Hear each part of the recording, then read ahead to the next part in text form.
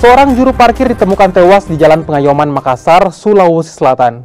Penyebab kematian jukir itu kini dalam proses penyelidikan polisi.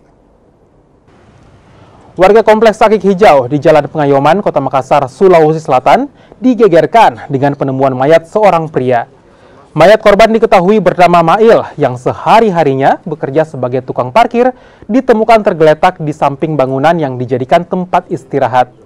Tim Dokpol Polda Sulawesi Selatan dan Inafis Polrestabes Makassar yang tiba di lokasi langsung melakukan olah tempat kejadian perkara.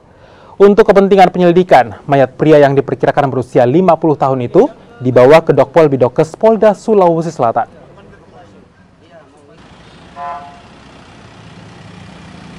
Baik, jadi kami sampaikan di sini bahwasanya ada laporan masyarakat, ada penemuan mayat di Komplek Akik Hijau,